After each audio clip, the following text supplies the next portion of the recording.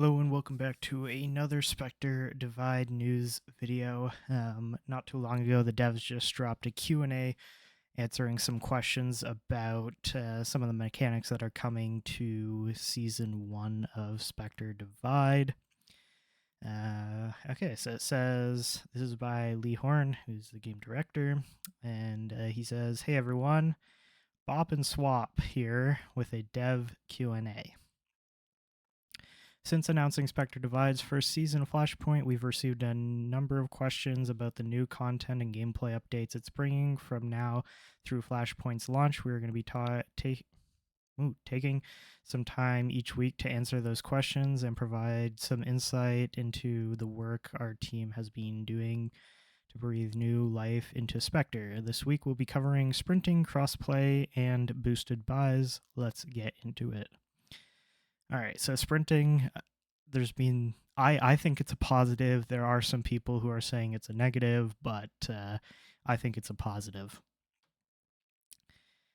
All right, so let's first cover the most common question on Flashpoint's updated movement. Why are you adding sprinting? Because it'll be fun, and this is a game and it's meant to be fun.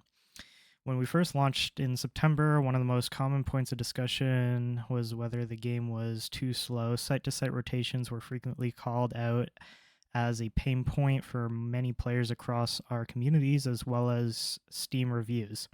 We tried to address this feedback by increasing forward movement speed while jogging with a knife equipped, but it still didn't feel like a strong enough solution for the long run.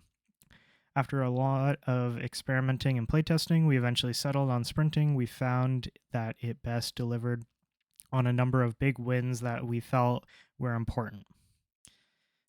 So the walk of shame in Season 1 will become the sprint of shame when you are defending and your Spectre is on the other site and you die, and they are full rushing the site that your Spectre is not at. You can quickly get to that site to hopefully back up your teammates. So these are just going over some things that happened, or what is this? Oh yeah.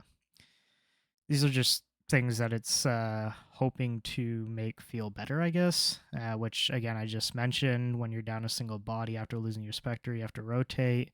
There's another tool, especially when someone is locked onto an angle. The game just feels faster and more responsive overall, adding a more dynamism. Dynamism.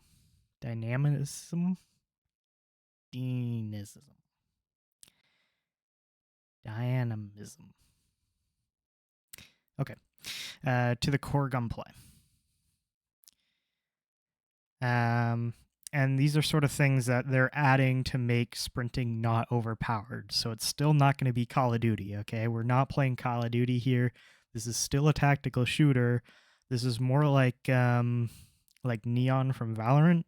It's more like that sprint. So obviously you can't shoot while you're sprinting. Although I think they did something with that on Neon where now you can.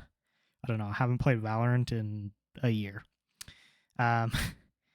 So you can't shoot while sprinting. You have to draw your weapon again when exiting a sprint, and you make more sound than normal.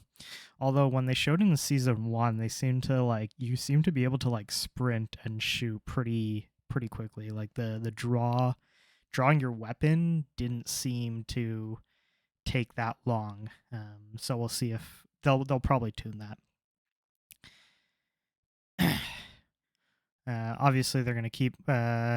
So we'll keep a close eye on sprinting for the release of Flashpoint. So make sure you let us know what you think once you've had a chance to try it out. I think that they will have to increase the time it takes to draw your weapon, but we'll see how it feels on release of Flashpoint.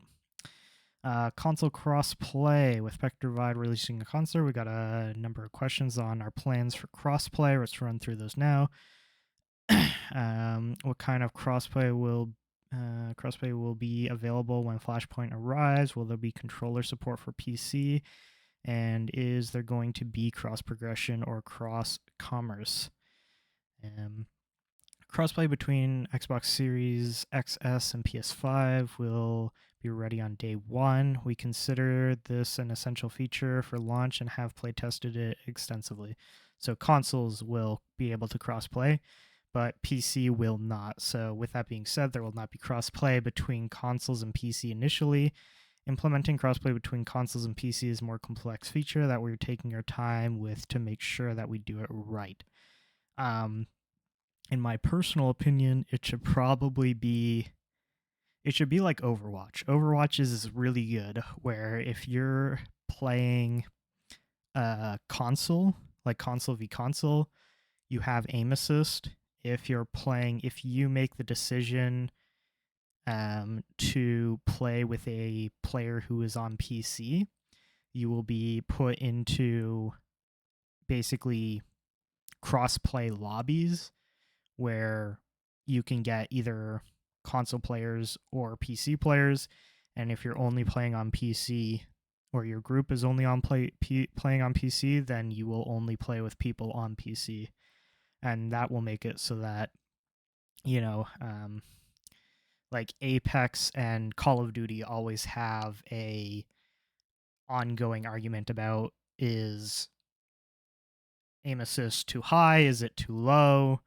Obviously, PC players saying that it's too high, console players saying that it's too low, and it's something that it's a constant battle. So by making it that you only crossplay if you make the decision to crossplay, we'll make sure that that argument is not really an issue. Because there's obviously aim assist is not one of the things that is talked about when you talk about problems with Overwatch, like it is when you talk about Apex or COD. Boosted buys. This is the casual mode, which it seems like they will be getting rid of. I'm not going to read this entire thing, but basically all it says is that boosted buys will not be sticking around, which I think is great. I didn't like the fact that I didn't have a way of practicing ranked play without losing all of my SR to the fact that matchmaking, there's just not a lot of people playing, and matchmaking would give the enemy like high rank people, and I would get paired with low rank people, just because the high rank people would be in a 3 stack, and then it would need to have a wide range matchmaking to be able to actually get me into a game, whereas there's a lot more people playing casual, so you can get more balanced things there. It's just that it doesn't feel the same. But they'll say we'll be realigning casual and ranked in Season 1 and pairing it with a new buy menu that should reduce new player confusion. Thanks for reading and getting hyped with us. Make sure you let us know what you'd like to see covered in future weeks, and we'll see you back for the next one. See you all in Breakwater. Bop and swap. All right, so that's the news on Spectre Divide. Some questions answered about, honestly, the big two. Actually, honestly, I didn't really care that much about crossplay. Crossplay is going to be great. It's going to get more people to play the game. But the big question was sprinting and how that was going to affect. And I think it's going to be a good thing. And looking at the blog post here, I still think it's going to be a good thing for the game. So yeah, hope you enjoyed. And I will see you in the next video.